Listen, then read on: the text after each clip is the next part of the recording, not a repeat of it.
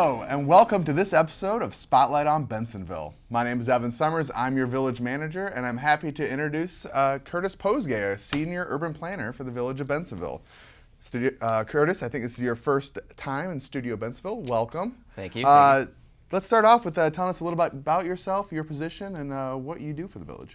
Yeah, thanks, Evan. I'm the senior village planner.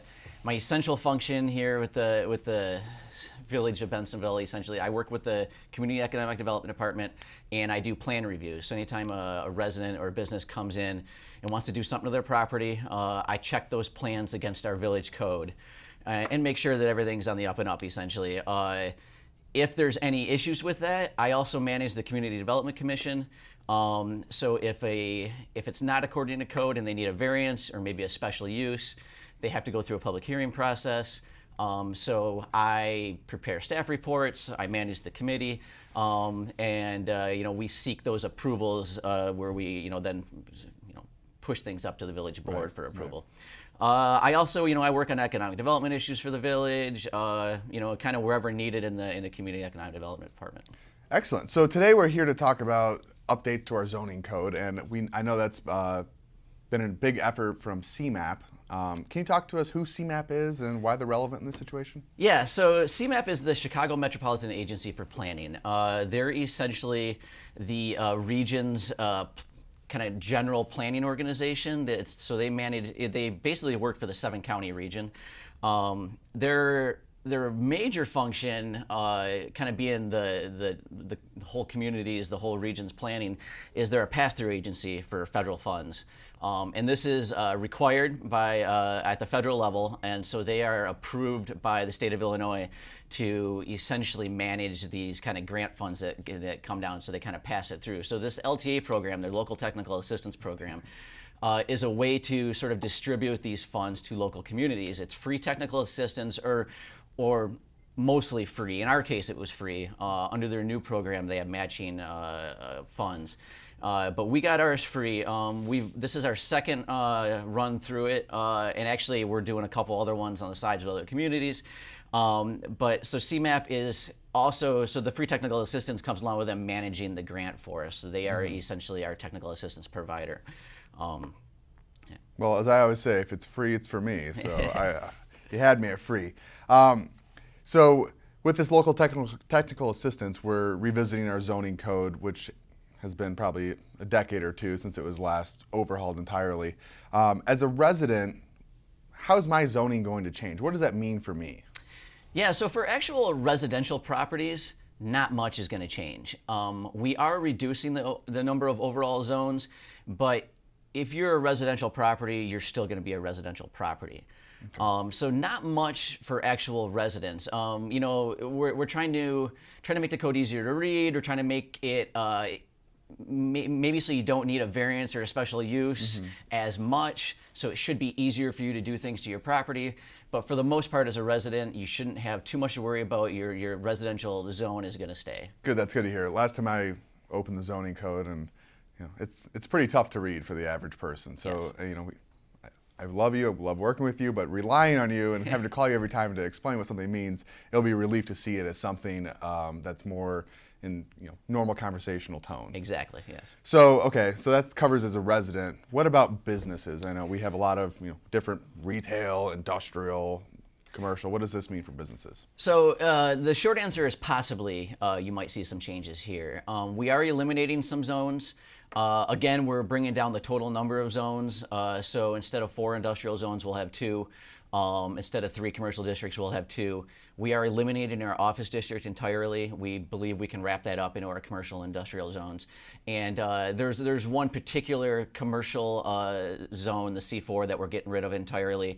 But that's always acted as sort of an industrial district. So in the grand scheme of things, what's on the ground, what you see on the ground right now is probably going to stay pretty much the same, but there will be some minor changes to some business districts, some either commercial industrial zones. So I guess then that begs the question, why are we doing this? What was wrong with the old zoning code, and what will this new zoning code offer for us? Yeah, so Bensenville in 2013, working with CMAP, got their first technical assistance grant to redo our comprehensive plan. So the comprehensive plan is kind of the general plan of what you would, what you plan to do as a village moving forward into the future. You're looking maybe 20, 30, 40 years out. From the village's perspective, once you get a comprehensive plan in place, you should go back and look at the code and make sure that the goals of the comprehensive plan are being met and that your village code sort of aligns. And so during the approval process of the comprehensive plan, actually, we resubmitted and got our second LTA to redo the zoning ordinance entirely. This is very progressive for towns in the Chicago metro region.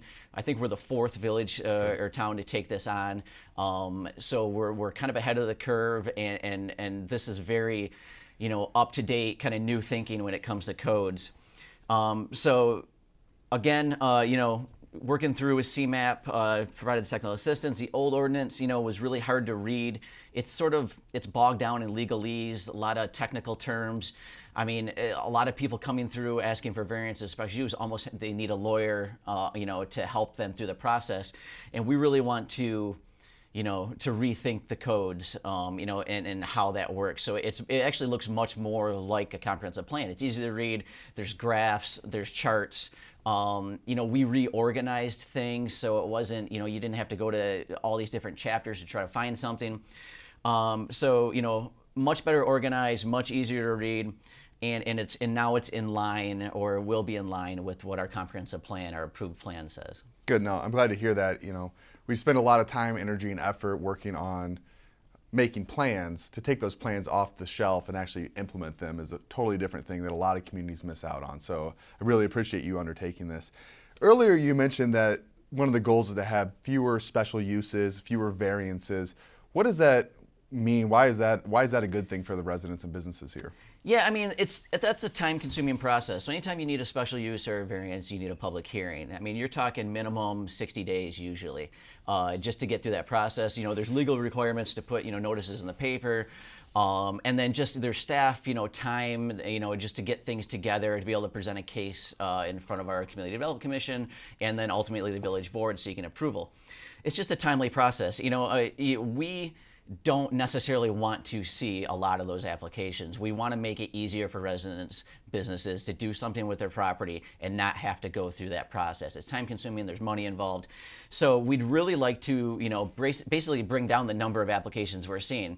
We understand that there's always going to be a need for a special use or a variance. There's things that we're going to want to take a look at as a village and not just have a standard, quick approval process. But we also recognize that our old code was basically making it hard for sometimes to do simple things like put a fence in your yard or maybe add an addition or something. So we're trying to streamline the process, make it easier for residents to basically do something with property, businesses do something with property, without having to have so many variant special use requests. So this is a commitment to our goal of increased customer service as well as being business friendly. Exactly, yes. Okay. When we talk about planning, we talk about the 4 phases of planning.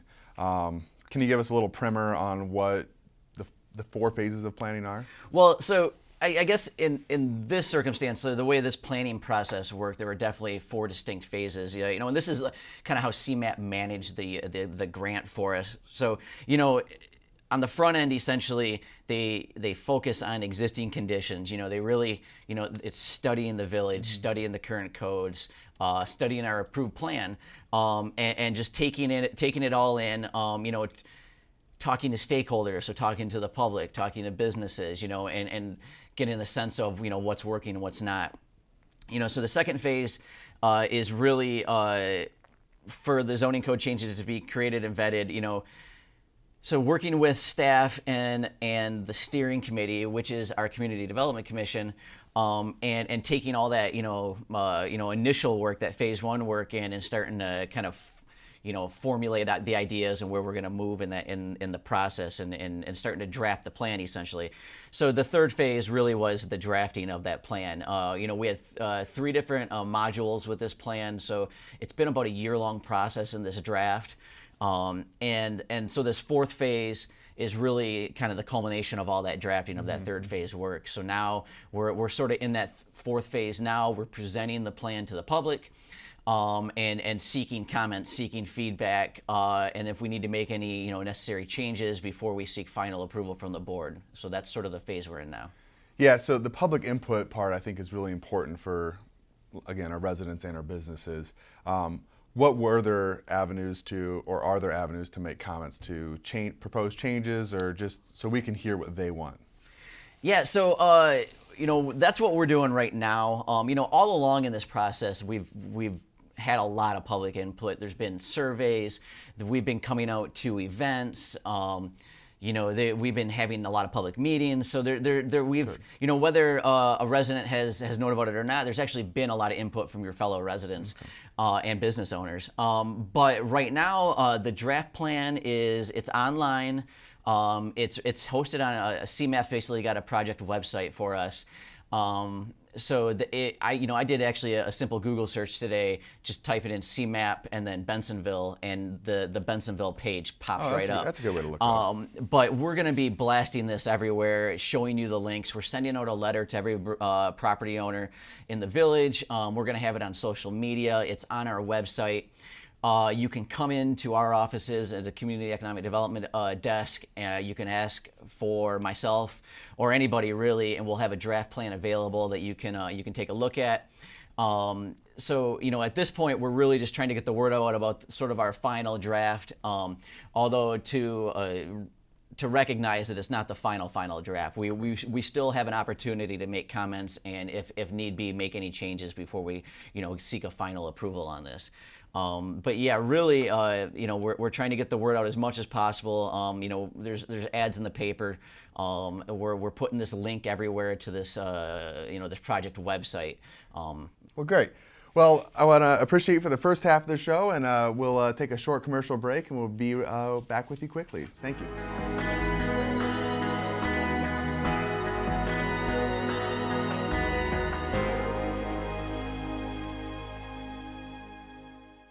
Staying connected is important, and at the Village of Bensenville, it has never been easier to keep up to date with what's happening around town. Whether on your phone, desktop, or tablet, the Village of Bensenville website is your go-to community resource, so you'll stay connected at home, in the office, or on the go. Join us on social media. Visit the Bensenville homepage and click on the Facebook icon. This will take you to the Bensenville Facebook fan page. Once there, click the like button and add us to your newsfeed. To follow us on Twitter, visit the Bensenville homepage and click on the Twitter icon. This will take you to the Bensenville Twitter page. Once there, click the follow button and add us to your Twitter feed and receive regular community updates. For email and cell phone notifications, click on the Notify Me button. This will take you to the Notify Me dashboard. Add your email address and/or cell phone number at the top of the page. Then select which service you would like to receive updates from. Click on the envelope icon for email alerts and on the phone icon for phone alerts. You can choose one, the other, or both. Tune into our public access cable shows and board meetings. Choose a current program from the Multimedia tab down on the homepage. Bensenville Community Television is also web streamed 24 hours a day. To pay your Bensenville utility bill online, just click on the Online Payments button, then follow the instructions provided on our secure payment site. If you have any problems, concerns, or questions to tell the village, please visit the Report a Concern Center. Through the YourGov application, you can explain your issue and track its progress from submission to completion. Issues submitted through YourGov are forwarded directly to the responsible department. Staying connected is important, and at the Village of Bensenville, it has never been easier to keep up to date with what's happening around town. On your phone, desktop, or tablet, the Village of Bensenville website is your go-to community resource, so you'll stay connected wherever you are.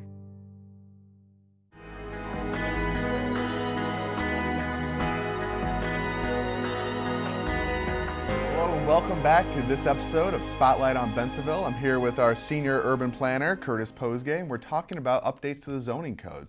Very stimulating topic, and I want to get right back into it. Curtis, we've got this upcoming public meeting, a public hearing regarding the zoning code. What does that look like for a resident? Yeah, so Tuesday, October 30th at 6:30 p.m. here at the Village Hall. Put that on the screen for everyone to see. Yep, we will be hosting. We'll be presenting basically the plan to the public. That's sort of the idea with this public hearing. We are going to be taking comments. CMAP staff will be here to really run through the entire plan, hit on all the major topics, any areas of concern. We want people to come out, ask questions, provide comments, and if there are any major areas of concern, we will address those. Maybe make changes, but ultimately, the CDC, which is the steering committee for the new ordinance, the draft plan, will be making a recommendation to Village Board. The ultimate goal of this is to get this in front of the Village Board because we're seeking approval. This is a very official, entirely new ordinance. We got to go, standard approvals. Getting this in front of the Village Board, and again, they get a chance to make changes, comments as well. But this is sort of kind of the last big step before the Village Board gets their hands on it. So I think that's important. Not only is this public hearing a notice to everybody that they can come out and review it, but it's also an opportunity for them to make some final comments and final changes. So this communication really does go both ways on this. Yeah, it's important to note that this, even though this is our final draft that we're presenting, this is a culmination of almost 2 years worth of work. Wow. We still recognize that there are things that might concern residents that we could address before this is an official document. So, by all means, we're asking the public if there are any comments, questions. You want to come out and praise it if you think it's a great plan. We always appreciate praise. Yes, we would love for you to come on out to the meeting and let us know what you think. So, if you could summarize some of the 4 or 5 big changes, what are those big changes in the zoning ordinance? Yeah, there are some big changes here. A lot of it is simply readability, simplification. The old ordinance, again, was written in a very kind of bogged down legalese, kind of hard to understand if you're not somebody that's kind of versed in that language. So we wanted to make it easier for anybody to open the document and be able to read it and understand what they can do with their property. So, a lot of additions to charts, images, just a general reorganization so it kind of flows better. So that's sort of, was number one. That's really what we wanted to focus on. A big thing I think people will recognize when they're looking at the new plan is the reduction of zones. Mm-hmm. So we're going from 10 residential zones down to 6. We're going from 3 commercial zones down to 2, going from 4 industrial zones down to 2. We're eliminating the office zoning. So altogether, you're going from 19 zones down to 10. Almost a 50% reduction in zones. A lot of that is simply just making it easier, easier for anybody to go in. A lot of our zones were almost redundant, and so we found those redundancies and just really simplified the entire code. So that's a big part of it. With uses in general, so this actually probably plays more into commercial, industrial kind of businesses. But we're generalizing uses. So we have umbrella categories of uses now. If you look in the code right now, there's basically like a very long list of kind of specific uses of what you can do on your property. And we're kind of going to a more umbrella category look at how these uses function. So instead of listing out all the different industrial users, we have kind of 3 kind of umbrella categories now: heavy, medium, kind of light industrial. And then in the definition section is where we basically get more detailed on what those umbrella categories mean. And so it's simplification, it's reducing repetition, reducing redundancies. It actually reduces the need for text amendments, so we don't have to go in front of the Village Board as much if we needed to change something, or maybe as time passes, we realize that we were wrong in our thinking, and maybe we want to add it. They want to add a specific use that wasn't there before. The umbrella categories might be able to catch some of these uses better, and so it makes kind of the code more flexible in that sense. So. those are some of the biggies. We're actually incorporating design standards into kind of entire code. This might be, I'm both residential and the business side of things. It's more on placement of where buildings go. So the design standards are sort of what we would call in urban planning language form-based. But it's how you orient the building, maybe where the garage is oriented on the property, maybe where curb cuts go. So there are some changes on how we feel, neighborhoods, businesses should look and feel. Other kind of big changes, landscaping, parking requirements, signage. Again, a lot of it is trying to make it easier for people to accomplish, what they're doing in the end. So landscaping, it's coverage. We want to see greenery, but we also, don't want to limit or be so strict on where we're requiring these landscaping to go. So we talk about total coverage or total coverage of a parking lot. Instead of saying every 15 spaces there needs to be a landscape island, we're saying you just need to make sure there's a percentage of this lot that is green and there's coverage, tree canopy coverage, maybe buffers between one use and another. Maybe there's got to be a landscape strip along the road or something. But it kind of provides more flexibility for the business, for the resident, moving forward. Again, kind of the theme of the whole code is simplification, kind of flexibility. Well, it sounds like you're sending a lot of these opportunities for change back to the property owners themselves, which I think is really interesting. Yeah, a little bit. I mean, trying to make it easier for them to look at the code, understand what they can and can't do, and when they're applying, it actually gives us more flexibility on our end to just maybe give an approval without having to go through a public hearing process again, which just makes the process so much longer, more complicated, more expensive for everybody.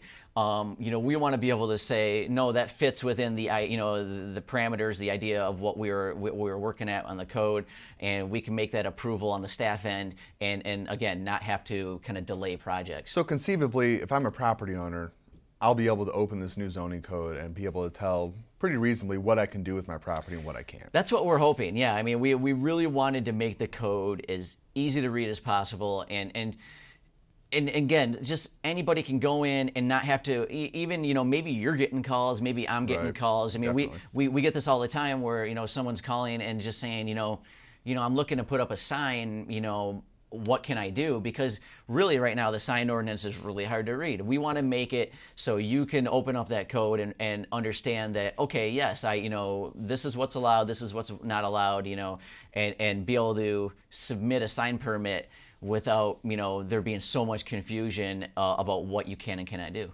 Okay, so let's say I'm Joe and Jane Bensenville and I'm interested in learning more about this code and I want to see the draft ordinance. Where can I go find some more information about that? Yeah, again, so CMAP is hosting our project website. So there's a specific website dedicated to CMAP Bensenville zoning, and that's all under their kind of their LTA program. But we have a landing page on CMAP's website. Every property owner in the village is going to get a letter with that link and with my contact information. So you can go directly to the website, and if there's any questions, comments, concerns, my email, my phone number are on there. Give me a call, shoot me an email, and I can kind of walk you through that. We also have all the information on our website. So you can go onto the Village Bensenville website and find that link back to the CMAP website for our landing page. We will be posting this on Facebook, on Twitter. We are, advertising this in the paper. It'll be on our electronic message center sign on York Road.